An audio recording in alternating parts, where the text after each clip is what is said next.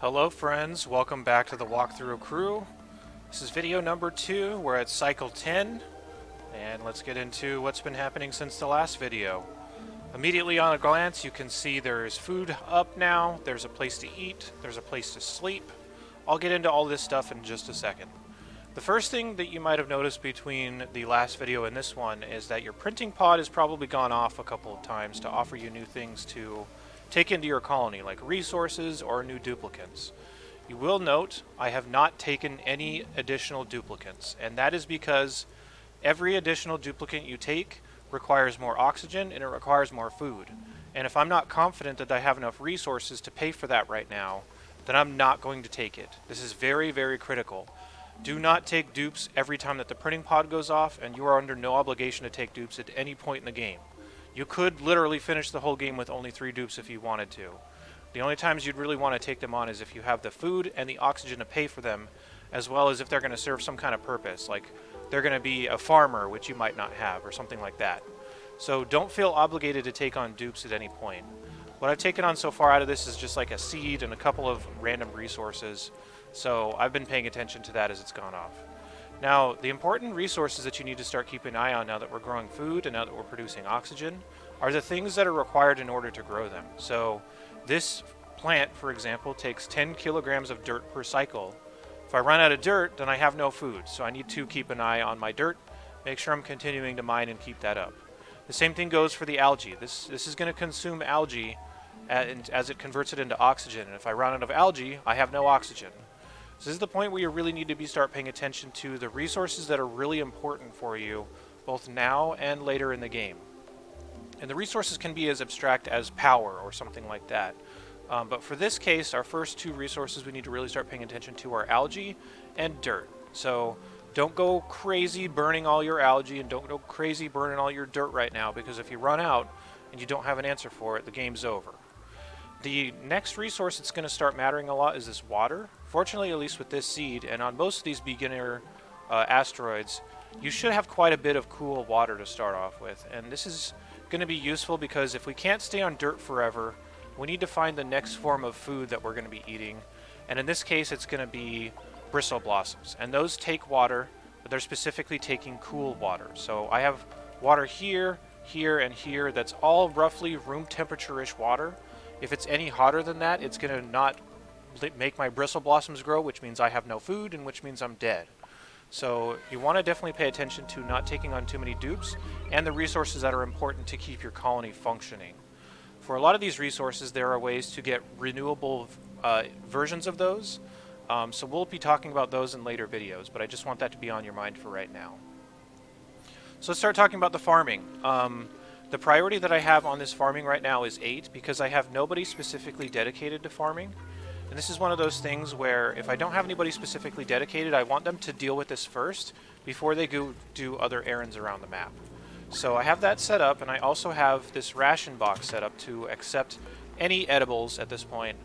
So it's going to be sitting in a little block of carbon dioxide. This looks kind of funny, and the purpose for this is because food will not rot when it's sitting in carbon dioxide like this. So if you look at it, none of this says it's below anything other than 97% freshness. This will stay fresh forever. The problem is that you will get food poisoning potentially if your dupes eat this. So we'll eventually want to get into refrigerators and stuff like that, so it's going to prevent sickness. Sickness is not the biggest of deals, by the way. It basically just slows your dupes down a little bit. It's not going to be anything crazy unless you get into like zombie spores and stuff like that, but that's way later in the game. And I don't think I've ever had a zombie outbreak, a zombie spore outbreak, I guess it's what you want to call it. I've never had one of those because I've just been careful around them, so I wouldn't worry too much about that.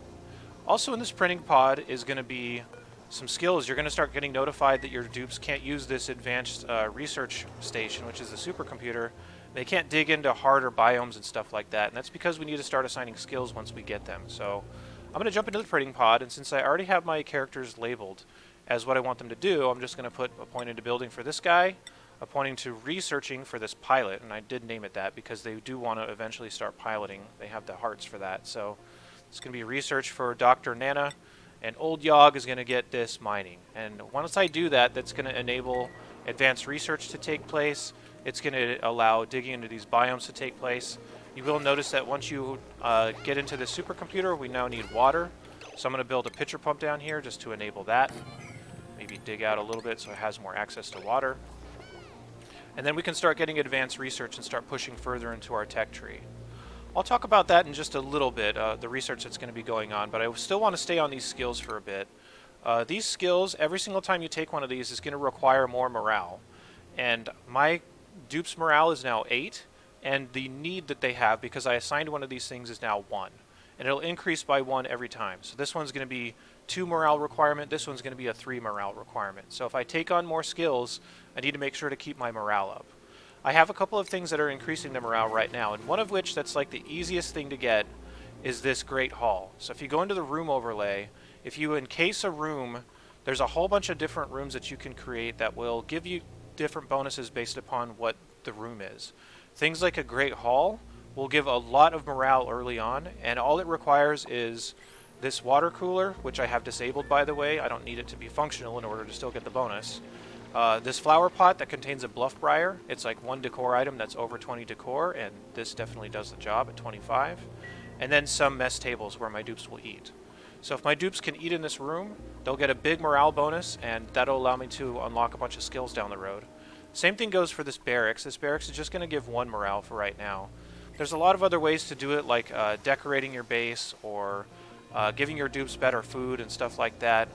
That'll increase their morale for long term. So this is something you want to start thinking about pretty quickly, and getting this Great Hall up is one of the easiest ways to stay stable in increasing your skills as soon as they come in. The research that's required for this, which we mentioned just a little bit, was the employment, which is right here. This is the water cooler. The mess hall or mess tables come from this research, which is the same thing that allows me to grow food, which is why I started on this. And then also I had to research this decor option, which allows me to plant this bluff briar seed. So now that I have that, I can make a Great Hall, and I'm in great shape. Obviously, no pun intended. One other thing to note, though, is that one of these toilets now requires emptying, and this is exactly what I wanted to start talking about next, is like gas management and stuff like that.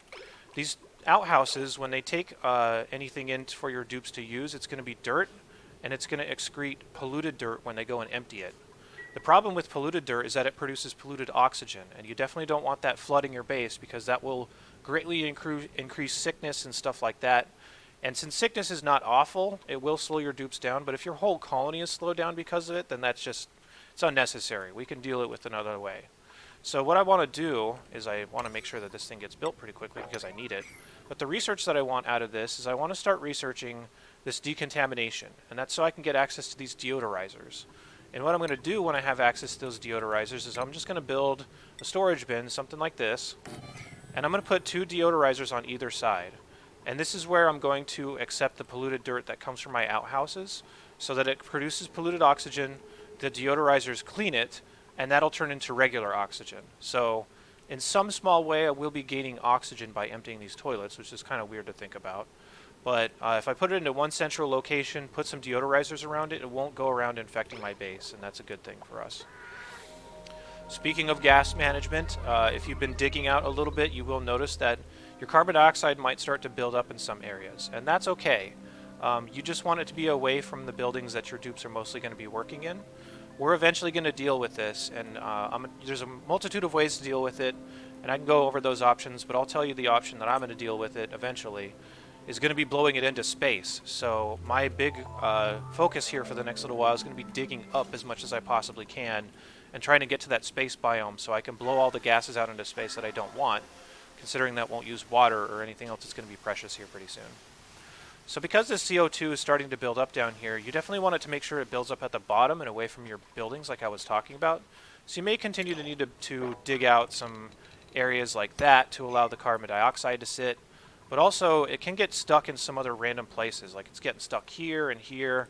And if your dupes run out of oxygen, they're going to waste some time catching their breath. So I've also researched in that tree, if I'm going for decontamination, I've researched these airflow tiles. And I'm going to put these airflow tiles every so often in my base to allow free-flowing air throughout my base so that it's not getting stuck in certain areas. The way that I do it and the way that I build my base out is I have 12 tiles for whatever I want to build here. So in this case, it's like farm tiles. I have 2 tiles for the airflow tiles, and then another 12 on the other side. And then obviously 3 spaces here between sections. That's both for airflow reasons, but also for like fire poles and stuff to help my dupes move up and down a little bit faster later in the game. So, yeah, covered pretty much everything we need to cover right now. The stuff I'm going to be pushing more towards is, again, digging up here and trying to get to the space biome. It might take a little while, but what you want to do as you dig is make sure you're building your ladders out of materials that you're digging out as you go. So if I want to build sandstone ladders here, I should dig out a little bit of these sandstone pockets so that my dupes don't have to run all the way down to the bottom of my base in order to get supplies to build up here. You'll be able to build a lot faster if you do stuff like that. But my research in the meantime, once I get the decontamination research that I need, I'm probably going to start researching stuff about coal power. And that's so that I can start spending coal to get power rather than having my dupes generate it manually. Just going to save time. And I'm also going to start delving into this hydroponic farm eventually. It'll probably be after power. It might be after ranching so that I can keep up my power with coal by way of hatches. So that's probably what I'm going to be researching next. And the power stuff that I usually research is starting off with this brute force refinement. And then I'm going to research this smart battery. Then I'm going to research this heavy watt wire. And then I'm going to research this automation down here so that I can use a smart battery to not waste coal and all that kind of good stuff. So that's probably what you'll see by the next video. But yeah, in the meantime, again, I can't stress enough, your important resources right now are dirt. Make sure you're digging enough to keep that up. Algae, and that's an organic. Make sure you're digging enough to keep that up. You can see mine's getting kind of low, but there's a lot of pockets around here I can start building into to make sure I don't run out of oxygen. Otherwise, we're dead. Yeah, and then water, of course, is the next big deal. I would not go too crazy about using water until you find a way to renew it. And you can start renewing it with like plumb bathrooms and stuff like that, but I don't like that until later in the game because it's going to introduce germs and all kinds of other stuff that's going to require more power. And you know, it's all interconnected. It's a big network of complication. But yeah, that's pretty much all I have for right now. If you have any suggestions, questions, comments, whatever, drop them down in the comments section. I will get to them. I'll see you back with another video here pretty soon, so have a good one.